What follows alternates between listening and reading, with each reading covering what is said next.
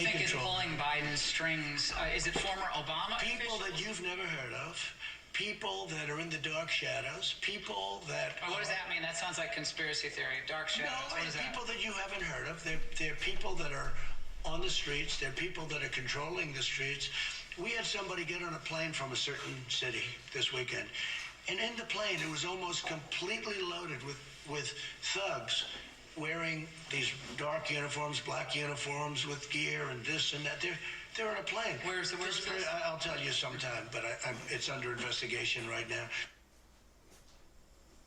President of the United States sounding like someone you would frankly move very quickly away from at a family gathering, talking about people in the dark shadows that control Joe Biden and travel by commercial airplane dressed in all black to take over American cities. Normal stuff.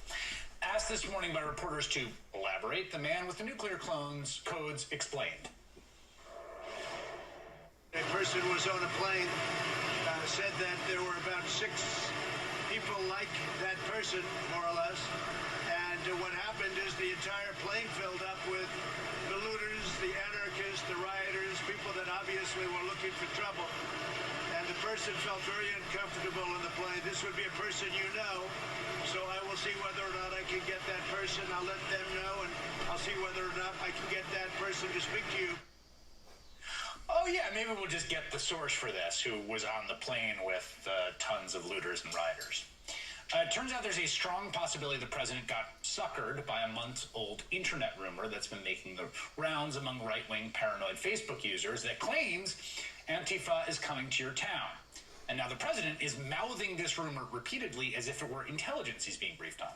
Joining me now, the reporter who tracked down the apparent origins of this rumor, Ben Collins, who covers disinformation and extremism for NBC News.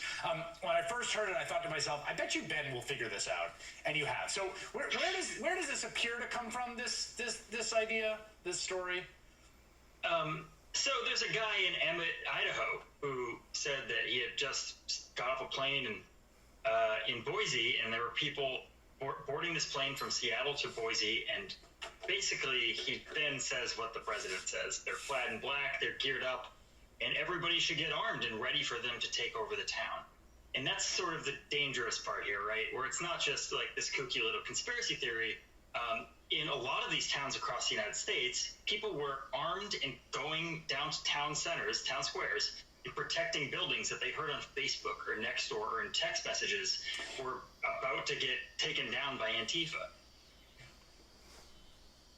Yeah, you've got so the Facebook rumor is that, a guy saying that he saw a dozen males get off a plane from Boise to Seattle, dressed head to toe, backpacks only. One, I like this, had a tattoo that said Antifa America on his arm.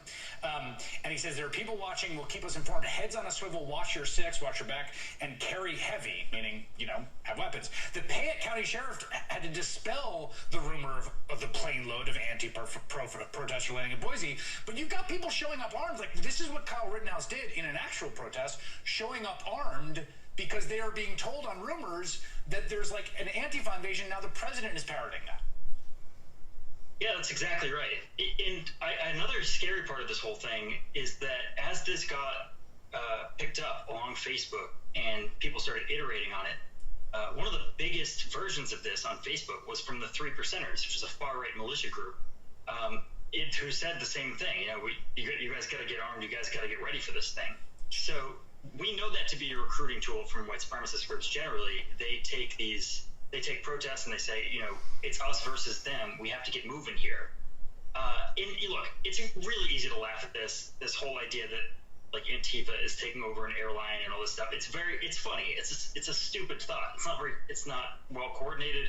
The idea that Antifa would dress in uniform and all wear tattoos and get on the plane together is bad. But this is corrupting the intelligence pipeline to the president. The president is spending time talking about this instead of actual intelligence threats, of which we have many right now.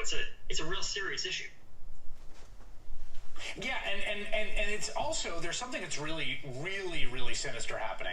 It is becoming an article of faith on the right, past the president, that the protests we're seeing are coordinated by some shadowy figure. Sometimes they say it's Soros. I want to play Rand Paul and then Tucker Carlson and Chad Wolf talking about this, basically pushing this same conspiracy theory. Take a listen.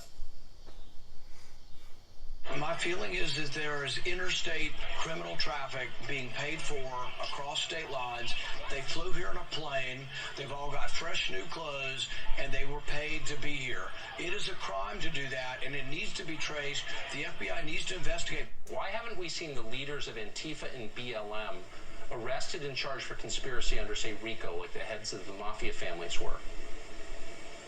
Well, this is something I've talked to the AG personally about, and I know that they are working on it. The Department of Justice is also targeting and investigating the head of these organizations.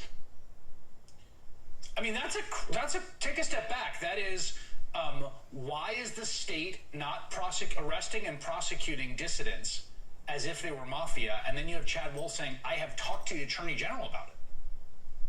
Yeah, it's also a fundamental misunderstanding of what Antifa is. Antifa is it's a series of things that it's a collection of people that there's no monarch of Antifa or something that you can go and arrest, right, and then it's all over. It doesn't work like that.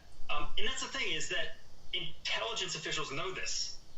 This is not on the internet. There is a different conception of what Antifa is and what BLM is. And while the president is not on Facebook, and the president is not spending his days on Twitter and 4chan and right-wing blogs and stuff like that, well, he might be spending it on Twitter, the stuff goes upstream. It gets to him. And then he gets this entirely different version of reality that is not in an intel brief somewhere. It's from a right-wing blog. And that's the sort of thing that he's talking about. That's the sort of thing that he's trying to tamp down. If he really wants to quell the unrest, he can start by dealing with facts and not these conspiracy theories. Ben Collins, who does great reporting on this area, thank you so much for joining us tonight. Thank you.